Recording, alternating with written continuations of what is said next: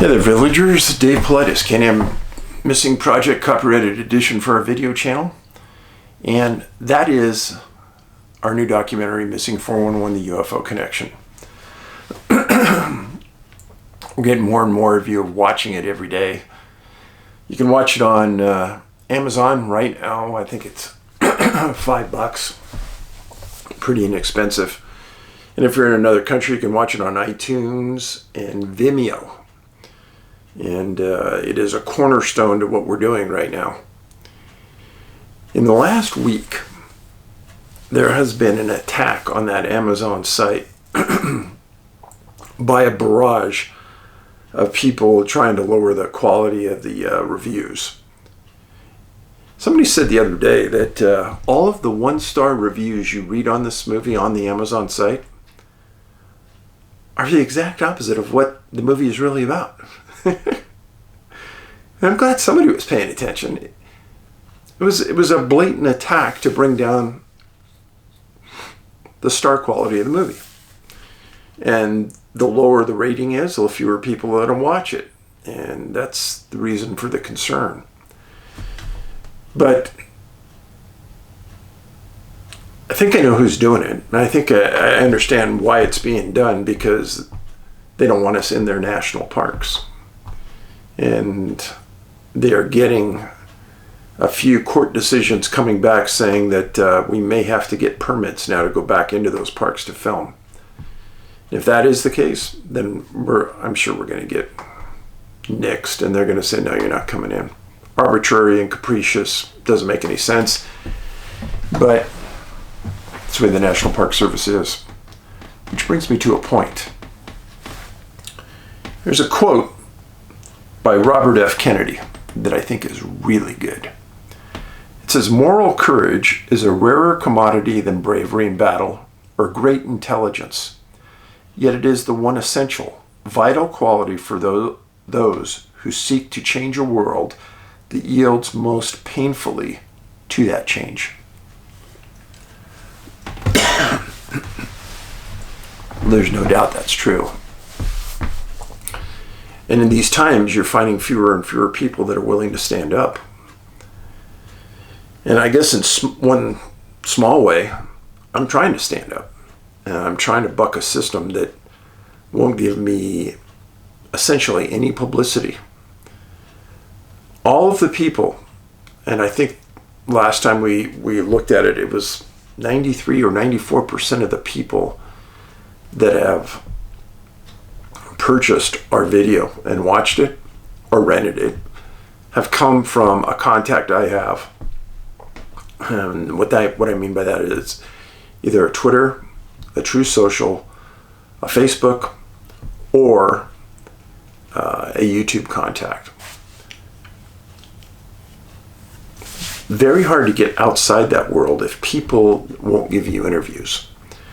And it's a very hard thing. I get asked to do interviews about once a week, but there are channels that have maybe 3,000 to 5,000 subscribers. That doesn't help us. And I've stated before that if I do a 1-hour interview, there's 2 hours worth of prep that goes into that. That's just the way it is. And for me to drag myself away from the research to do an interview to reach a couple thousand people, it's just not worth it. So the bigger sites aren't giving the interviews to us for whatever reason. And it's a little frustrating, but there's nothing I can do about it. And gotta live with it. So tonight, this is a missing persons video. And I've got 3 different incidents that you've never heard of, never been researched and talked about that I know of on any channel anywhere. But again, we'll do the research and everybody else can benefit and copy our stories. And I've gotten some really good emails from you people saying how frustrating it is to see these people claiming that it's their work. And it's not. I don't think a majority of these people that are on these channels even know how to do any research. They know how to slander and demean, but that's about it. So we also have some really good letters today. And the first one, Dave, I believe in the power of common sense. When we get too isolated, we lose common sense. The World's Strictest Parents is a sobering TV series that details how undisciplined, out of control teenagers behave. Every individual has some extent of poor discipline with his or herself, and building weak values into strong values is important. That applies to discipline. When a person smokes, a person slowly kills oneself, and it is an act of poor discipline or a lack of moral compass. Those who lack or get reckless towards the vision of their greater potential to contribute, empower, and nurture nature or earth, people to a greater extent of existence may choose undisciplined measures to kill time, smoking, drinking, drugs, and lifestyles that are harmful. Laziness, sitting around, watching YouTube all day. Check out World's Strictest Parents sometime on YouTube. It could be called World's Most Entitled and Reckless Teenagers. The point here is whether teenagers and young adults are going by fentanyl, drunk driving, or other lack of strong values and lack of strong discipline in the midst of hardships can be a situation that overwhelms them. Some way, with hiking, lack of preparedness can result in false perceptions of the situation and actions that are not most fortunate for the situation. Did God have plans for the child that went missing and ended up dead mysteriously? Not necessarily. More likely, lack of the presence of the sacred guidance, sacred spirit guidance, in the situation caused by the child to go missing. Remove values from yourself and that are not going to help you towards your greater potential. Do the best that you can for all the years you have ahead of you. Coming from me, who so values Jesus Christ, don't let demagoguery play a role in your journey. See depressive values as adversarial against your great potential. Be the man. Well, thank you. I agree with much of what you just said. Like I've said it many times, right when I walk into my office every morning, it says, you didn't wake up to be mediocre. That's true. I think about that all the time. When Ben was maybe 12, 13, 14, right in that time frame, he was doing really good in hockey. And we traveled to Canada and we played this team, and everybody on this team in Canada was twice the size of Ben, and Ben was the biggest player on his team. It was a group of 12, 13, 14-year-olds. And after the first game, his team just got physically beat up. And everyone kind of went back into their shell. And at the end of the game, we talked, and Ben said, Dad, those guys are huge. They're going to kill us again. And I said, yeah. But they're not going to kill you. It may hurt, but there's something to be learned about this. They may be bigger. They may be stronger. But are they as resilient as you? What do they expect your team to do? They expect you guys to go into the corner and cower, be afraid. But that's the last thing you want to do. In the face of great adversity, you need to come out in that first period, play like there's no tomorrow. Take out one of their big guys when he's carrying the puck. And don't back down. Make yourself a force out there, and your team will follow. Because they need leadership right now. And then the next game, it's exactly what Ben did. He was probably the lower 1/3 of in size of everybody on the ice. He had as much skill as anybody did. And he came out, and the first time somebody's coming down the ice, he's a defenseman, he just goes out and just drills the guy. And the Canadian parents go, oh. And then a couple of the big Canadian guys tried to make a run at him. But the difference is Ben was probably the best skater on the ice. And he had a skill that those guys didn't have. And I think he even scored a goal in this game. And at the end of every game, they pick a most valuable player on the ice for each team. Ben got it for his team. And we had lunch after the game. I said, that was an awesome response. It was kind of after that he knew he could play at this high level. And it was after spending a couple summers at Minnesota hockey camp in Brainerd, where all the best players in the world come. He was told to go there one time.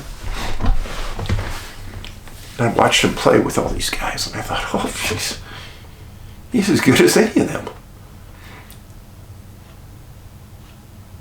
And Ben never got egotistical about it, because he knew that there were many people in the world better than him. But all he had to do was do a couple things better than anybody else. One of those things he picked out: best conditioned athlete on the ice. Lifted weights, ate perfectly, and he wanted to be the best skater on either team. And there is a woman in San Jose who has a skating school. She didn't have the school when Ben started. Ben was just one of her students that he'd go to twice a week. And when he was really young, a scout told me, Dave, the number one thing we look for when we scout anybody is how good of a skater they are, because we can't teach that. I said, okay. So I put him in these classes, and a lot of people laughed at me. What are you putting Ben in skating school for? But the number of scouts who told me Ben was a great skater and a great defensive skater. Wow. So why am I telling you this? I'm telling you this because you can be just like Ben.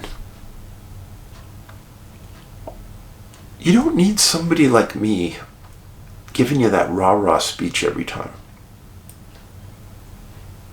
And Ben didn't have me when he went to the USHL and he went to college. He was on his own. But you have to have that person inside your head telling you every day you wake up, you're here for a reason. You can excel. You can be a force. But you gotta have that desire. You have to have the desire to get up and do it. And you can. And I wish more people right now would start doing this. I've talked to you before about Mike Rowe. I watched his show the other night. And he was on one of the newscasts. He said, people just got to get up and do it. There's so many jobs out there that maybe they're not glamorous, but darn, they pay good. Plumber, electrician. Yeah, you can do it. You have a really good living. And they're needed. Next letter. Hey Dave, I hope this note finds you and yours in good health, mentally and physically. I recently happened upon a theory of parallel and multiverse universes being opened. Some position that the Large Hadron Collider has altered our original timeline, opened a portal, and propelled us into an infinite number of parallel universes. Is this where people are going? I want to ask you some questions. Oh boy, here we go. Have the missing physicists and missing persons of extraordinary intelligence been involved in either CERN or something akin to it? Not that I know of. fact, most of the physicists I know of disappeared long before CERN was a force. Have a large number of people within our parameters gone missing during a large hadron collider run? I don't know. Did the atomic and nuclear explosions of the 20th century alter or shift our universe and open portals to others? Good question. If any of the above is correct, how would we account for the cases occurring before 1944? I was thinking that as I was reading this. Was there an earlier instance of an electron collision? Egypt, Atlantis? Just a few chaotic thoughts. Blessings to you and yours.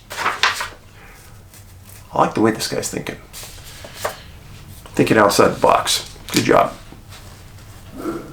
Hey Dave, I'm reaching out, but I'll keep this brief. Always appreciate you keeping it brief with good punctuation. I know this may come off as crazy and weird, but please bear with me. This message is for you. Today you mentioned that Huck occasionally has barked and growled at something unseen in your home. This is a very bad sign. You also mentioned that your son, Ben, foresaw a bleak future. He said it's already really bad and it's only going to get worse. Another bad sign. Although I'm not a minister and I'm not a biblical scholar, unfortunately, I have some relevant experiences with that. I wish to give you some advice. Oh boy. Since Huck was and is angry and defensive at something unseen, I believe she detected an unfriendly evil spirit right there. Evil spirits, demons, can place evil thoughts in your mind, cause depression, and even give one nightmares. They may even cause aches and pains. Your counselor may not be versed about spirits. Frankly, demons may be depressing you. I don't think so. Spirits may have even placed a dire future and vision in Ben's mind. Demons know every one of your weaknesses, so one has to defend ourselves.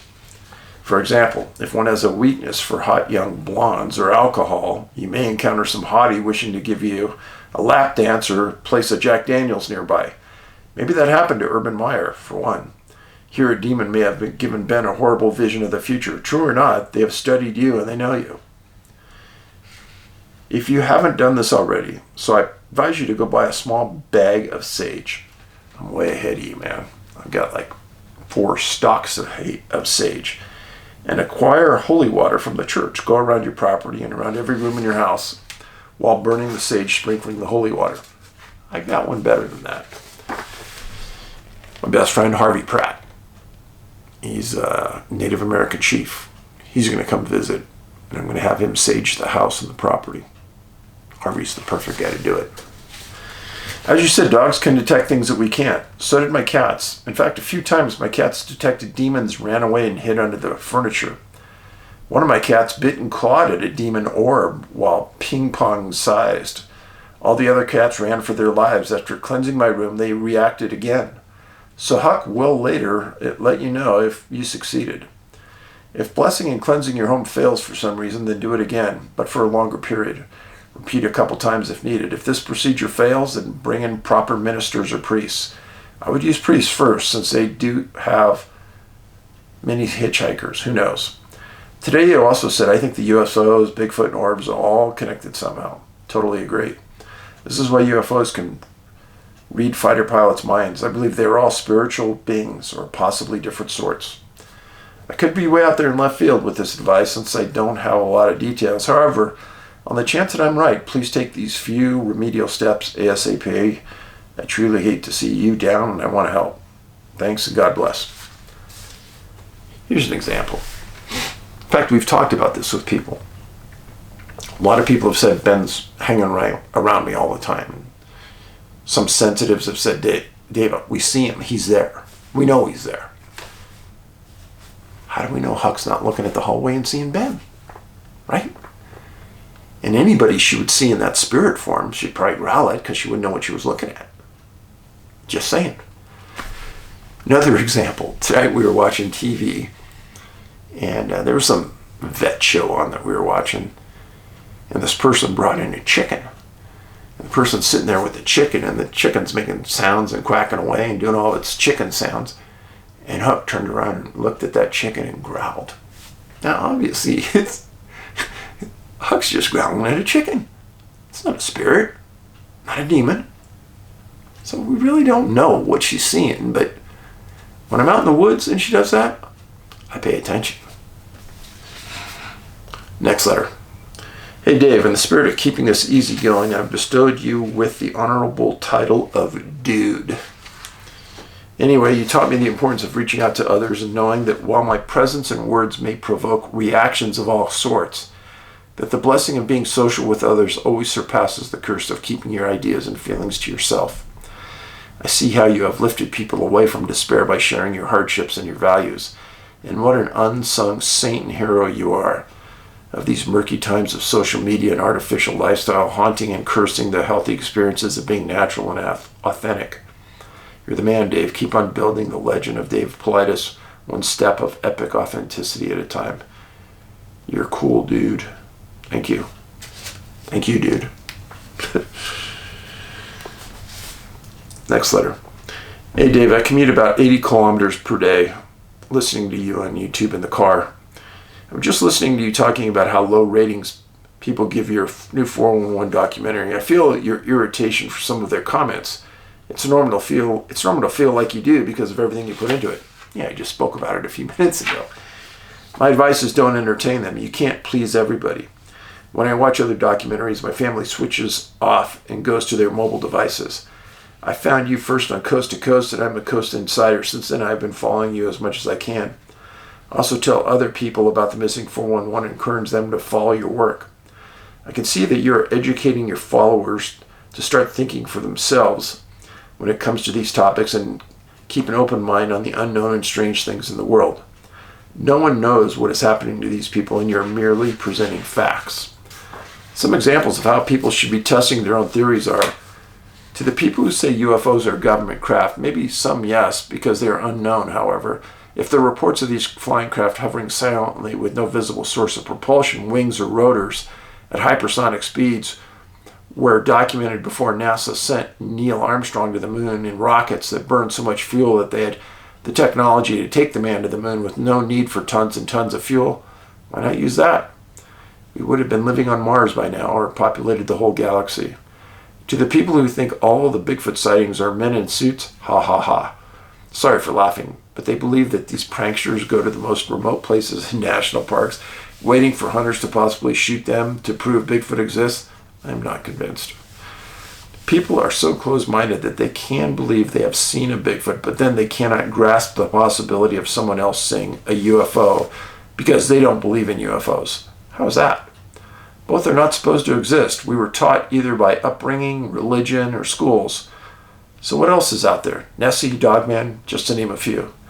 People see weird things. Who is it for anyone to call BS on what someone has seen and can't explain? Questions, Dave.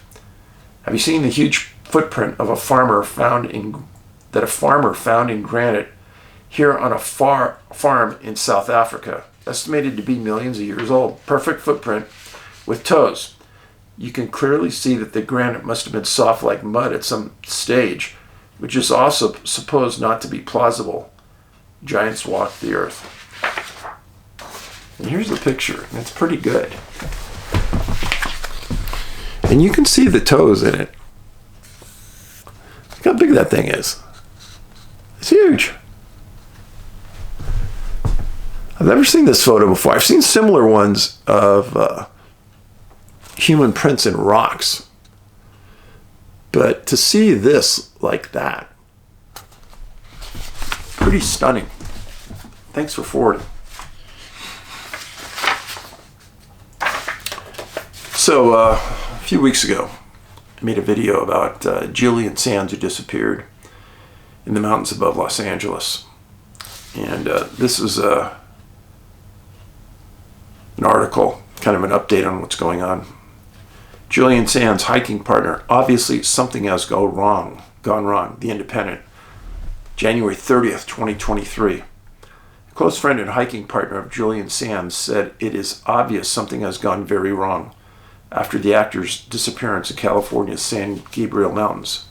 Sands, 65, was reported missing 2 weeks ago after he failed to return from a hike on Mount Baldy. Numerous searches for the actor have since been undertaken on foot and by air by the San Bernardino County Sheriff. Fellow actor Kevin Ryan said Sands is the most advanced hiker I know. and would not go on a hike unprepared.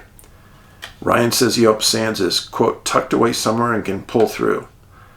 For me, each day that goes by puts more pressure and I guess brings a lot of doubt in, Ryan 38 said. But Julian is such an advanced hiker. It's what he did. His whole life he was climbing mountains. It was his true passion. He is beyond experience and I'm hoping that he's fine. The pair met on the set in 2014 drama series Crossbones. Ryan, who has climbed Baldy a number of times, said, "You've got to think about that mountain. You can go there during the summer heat and it's a different mountain than it is during the winter, especially with how heavy the weather has hit this area. It's just a whole new trail." But that is something that Julian would have seen as a challenge to go up in those conditions. He likes to push himself, and he's done that. And like anything that makes you better, you push yourself in life. That's what I said earlier. You got to push yourself in life. It's a very tricky, dangerous hike with these weather conditions, and obviously something has gone wrong. Hopefully with time we'll find out, and hopefully it will be the best result. The aerial search was halted on Thursday when helos were grounded due to strong winds. Authorities have used a RICO device which is able to detect electronics and credit cards, with the Sheriff's Department saying it's hopeful technology that will help to establish a more exact area where to focus search events. Ryan added, "The only reason I'm not out there joining the search is because I'm filming right now in Ireland. Otherwise, I'd be out there to give my support." He thanked the relentless efforts of the Sheriff's Department. RICO device. How many people out there have heard of it? I see a couple there in the back, and those are the ones who watched my videos before. A RICO device, you can get them online. RECCO, RICO. What it is, it's a tab about 6 inches long, pretty thin. You put it on the top of your backpack.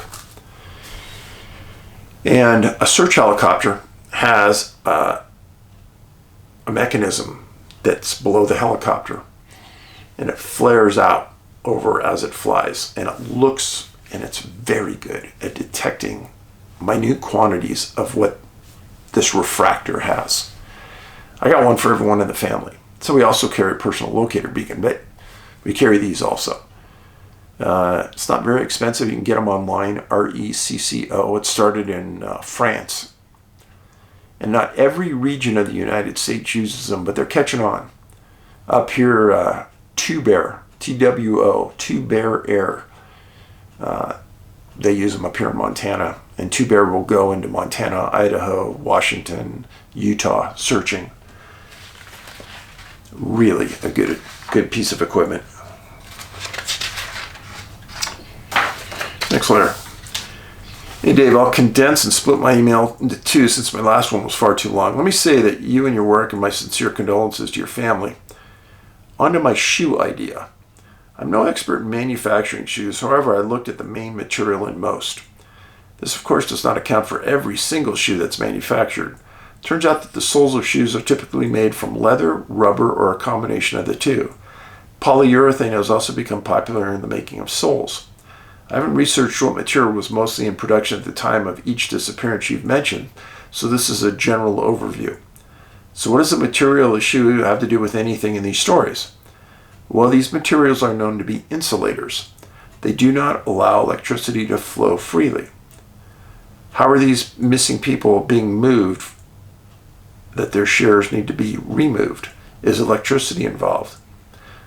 You have mentioned granite rocks and the surroundings in many of the cases. Granites exhibit non-magnetic behavior, but some iron-rich granite rocks can exhibit magnetism.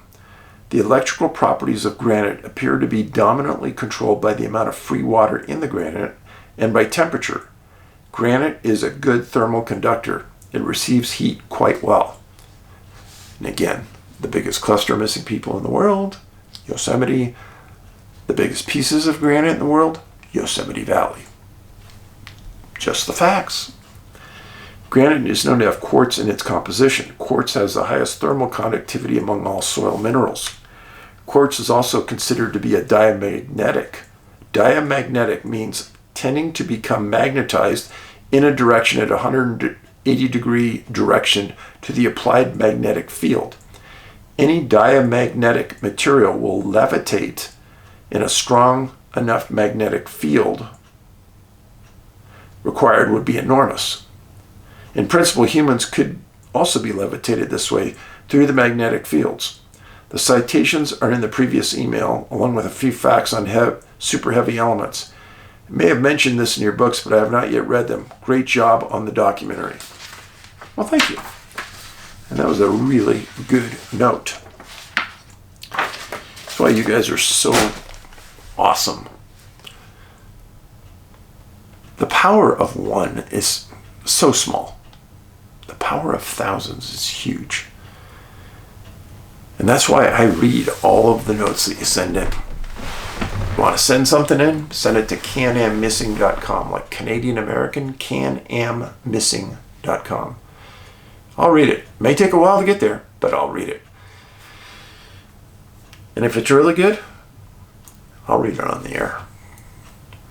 And even if it's not really good, I'll still read it sometimes. So, the 3 cases today, again, you've never heard them before. First case, out of the state of Washington.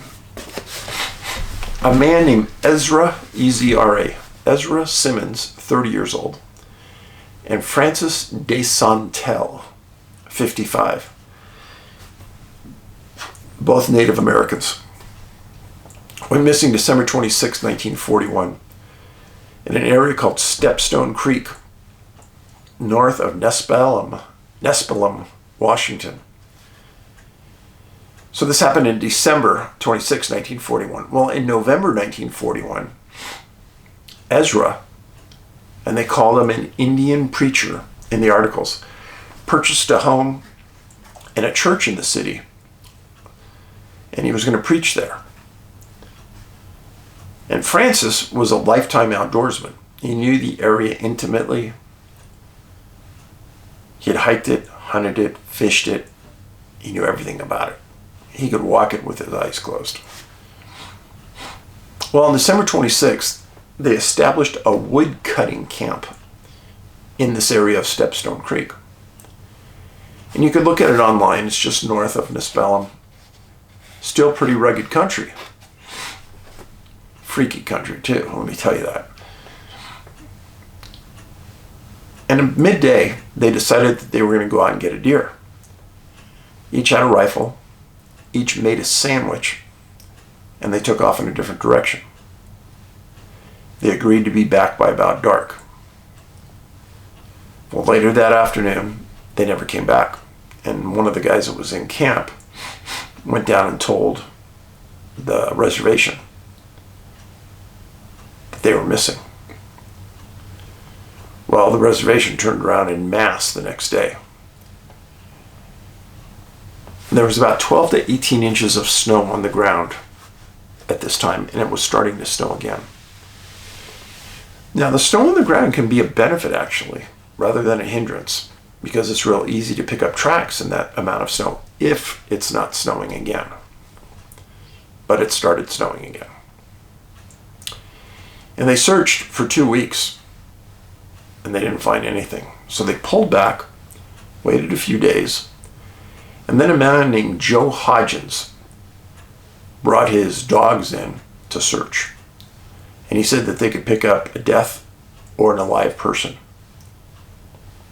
So on January 18th, the dogs went after the 2 men, looking for him.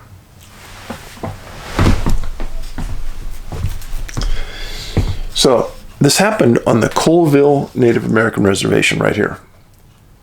And this is Stepstone Creek, just north of the reservation. Here's the town. This is the Columbia River.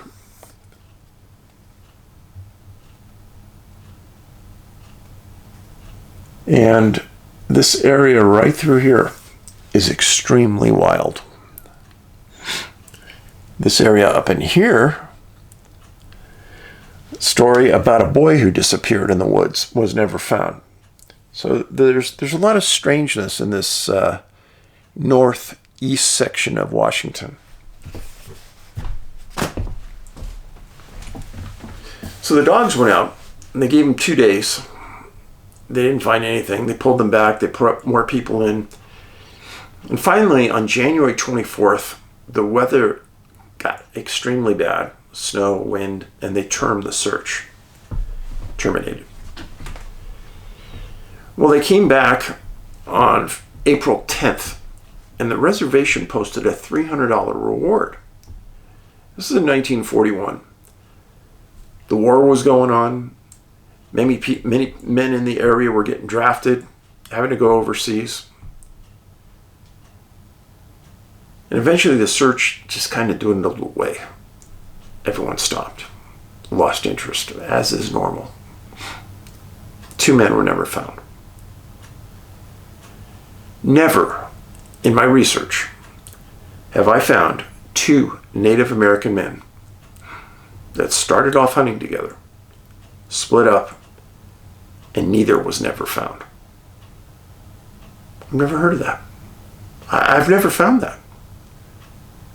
It's very, very odd. And I searched this forward 15 years. They were never found. How can that be? So, it's very odd that 2 men disappear on the same day from the same area.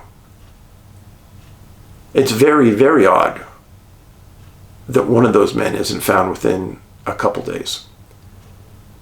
And it's very, very, very odd that 2 of them are never found.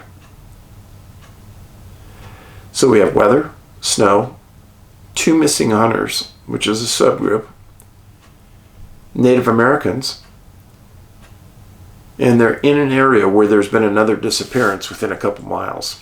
So, troubles. Now, because I know a little bit about the Colville area, there's been a lot of strange things that have happened in and around that reservation over the last 60, 70 years. Nobody that I've ever heard attributed this disappearance to anything strange. But I just state the facts. Facts are the facts. Next story. This happened in 1935, June 15th. Man's name was Hugh McKay. Don't know his age, but it happened in South Dakota. Now, what's unusual about this case? This is right in the middle of that swath of land in the middle of the United States where there are essentially no cases. And now all of a sudden we found this one. And it's a good one. So Hugh was a ranch hand for a company called the Kale Rosa Ranch. It was big. And it was kind of in that area, South Dakota, near the Missouri River. He was considered ultra reliable, very smart, hard worker, knew the country like you know your backyard, and would do work whenever people didn't even ask him to do it. He just felt obligated to do it. Well, they knew that they were missing some cows. So Hughes told his bosses that he was going to ride out the morning of June 15th and go look for them. And at 9 a.m., he put the saddle on his horse, got his rope, and rode out. Now, where is this happening at? This is important. The ranch was very close to the Missouri River. The Missouri River comes out right here. You can just see the corner of it. But it happened just southwest of Gettysburg, out in this area. Now, a lot of these roads weren't there then, but this was the area. And again, right near water. So, 9 a.m. he rides out, and nobody gave it 2 thoughts. Why? He was so experienced. There was nothing abnormal. But let me stop you there. I cannot tell you the number of times people I have written about have disappeared permanently when they went out looking for stray cattle. I can't tell you. It's a lot. So my question always goes on, well then what happened to the cattle? I always think about mutilated cattle. Is there something going on out there and they stumble into it and they disappear? I have no idea. But they expected Hugh back sometime 3 or 4 o'clock before it got dark. But at 1 o'clock, Hugh's horse trots into the stable area. Now, if anybody knows, horses are like loved ones. And when you ride them every day, they have a bond to the rider. And for it to come back, not a good sign. And everybody at that ranch knew it. So what they did is, the guys that were there, 4 of them, 5 of them, all saddled up, rode out in the direction that the horse came in, and in the direction that Hugh took off. Well, he had a sister in Gettysburg, the closest major town. And he also had 2 sisters in California. And within a day, the sisters heard about the disappearance. And they both knew something was really, really wrong because he was so good on the horse. So they flew in, drove in. Now, another weird part of this, when the horse came back, it was especially noted that his lariat rope wasn't over the saddle horn. So did that mean that the horse fell and the rope came off? Or did Hugh dismount and maybe he had something on the rope and was working it? Nobody knows. Well, Gettysburg heard about this within a day. They got a posse together. And the posse went out onto the ranch for 2 weeks. Unbelievable amount of time. And then they also spent an additional 10 days with all of the rest of the volunteers looking. And then the sisters, trying to think of every angle imaginable, went to a fortune teller. The fortune teller said that Hugh fell into a well. Well, the ranch was big, and the ranch owners knew where all the wells were at. And so they sent the teams out, and they searched every well within 10 miles. They didn't find Hugh. And they also didn't find the lariat. Weird. One of the strangest quotes I've ever seen related to one of our people that we've highlighted on a missing persons case. This is the quote. This was in one of the articles from a searcher. It's a mystery how a man can positively disappear from the face of Earth in an open country where you can see for miles. This area, South Dakota, pretty much dead flat. Wide open, no place to hide. Where'd he go? What happened to Hugh McKay? He was never found. Makes no sense at all. But how, the quote, how he can disappear off the face of the earth.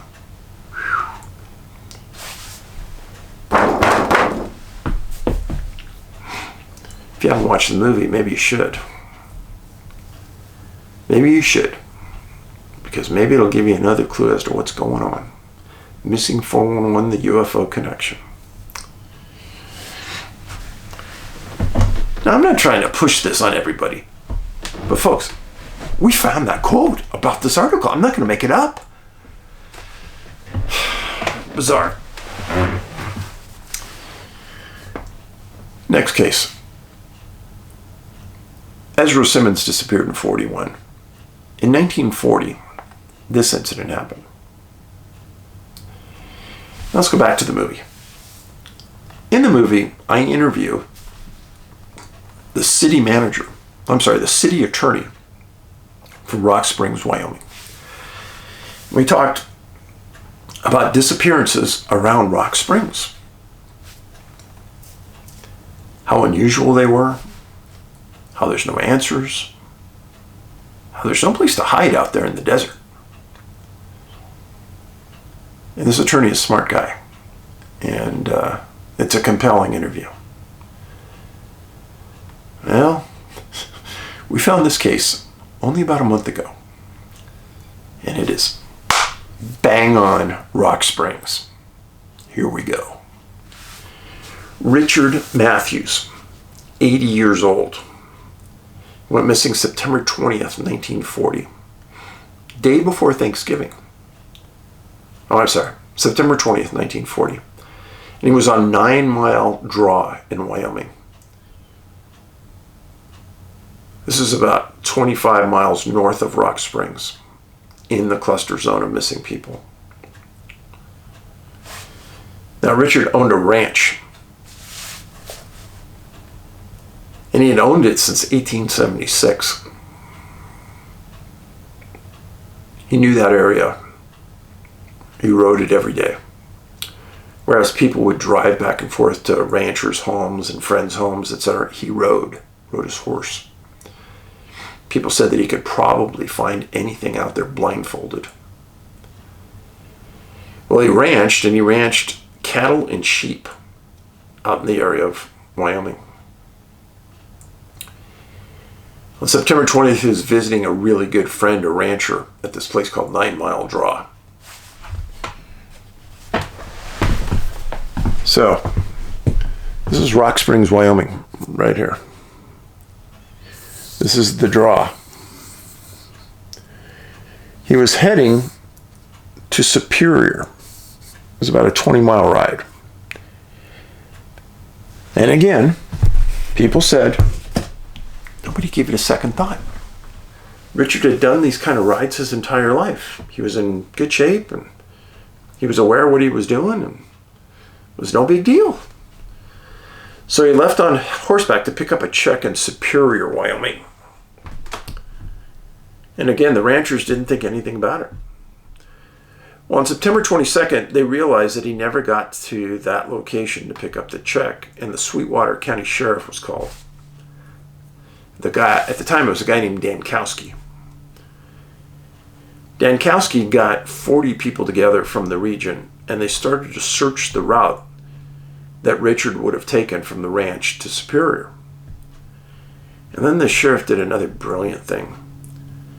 He had a friend who owned a plane, a guy named Ray White, and he got Ray to fly the route for 4 hours, back and forth, looking for Richard. Now, when I interviewed the city attorney in Rock Springs for the movie, this is in the movie, we talked about the area outside around the city because other hunters have disappeared around there. Again, I didn't even know about this case. One thing the attorney said was, there's no place to hide out there. There's no caves. There's no big predators that are going to eat you. It's high mountain desert. Okay? Well, a horse is a big target, whether on air or on land. Whether the horse is standing or laying down, it's a big target for a pilot to see. Well, guess what? Nobody saw Richard. Nobody saw the horse. Well, on December 9th, weather starts to get bad, but they get 100 CCC workers to walk point to point from his friend's house to Superior. And they go at that for 3 days. They want to make sure they're not missing anything. Now, this is almost three months after he disappeared. This is phenomenal for 1940. Again, they find nothing. Weather goes bad. Starts to freeze and snow, and they call it off. So let's think about this. Richard, lifelong rancher. He rides a horse the way you drive your car. No second thought about it. Horse is his. What happened? He's never found, alive or dead. Now, this area down in here is one of the biggest water sources for the region, and it's the Green River. The brown indicates high desert, and the green, a mountainous area with some high-lying trees and some big trees. But Richard took the route through the desert, and he knew exactly where he was going. He'd done this dozens of times. There was no mistake about him getting lost. Reiterate again, no large predators in that area. He was a resident since 1875, 1876. A day and a half after Richard departed, snow hit the area.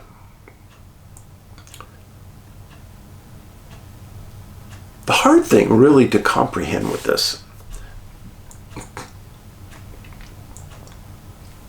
where can he go?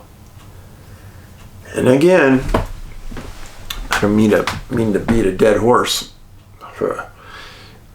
but that's the exact conversation I had with the city attorney. Because there was another hunter just south of Rock Springs that disappeared.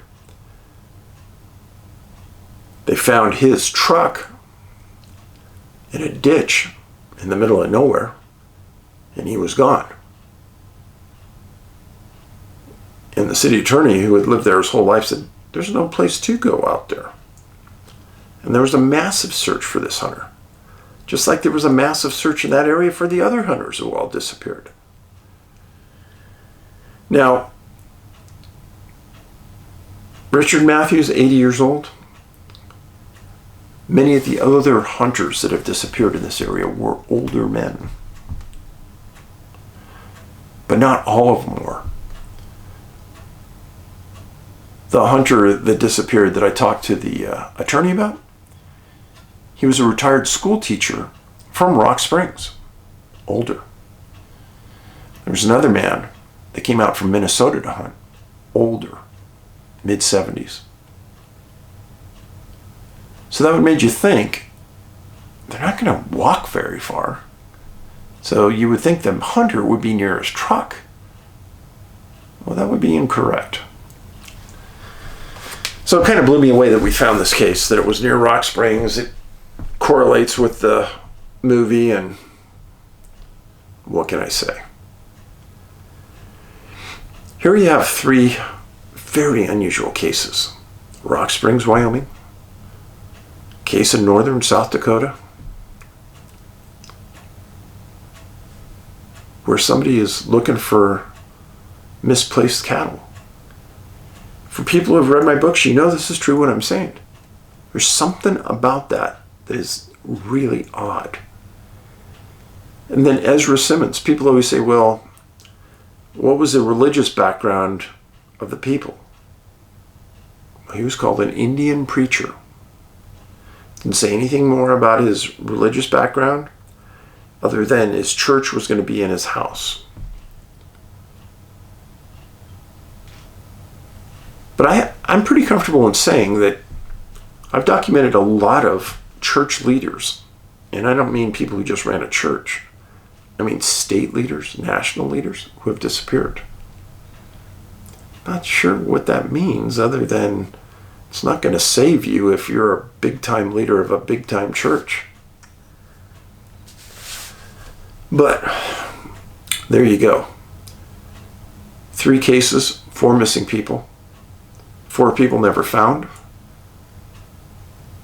And that one quote, "It's a mystery how a man can positively disappear from the face of the earth in an open country where you can see for miles." Think about it. Paulides out.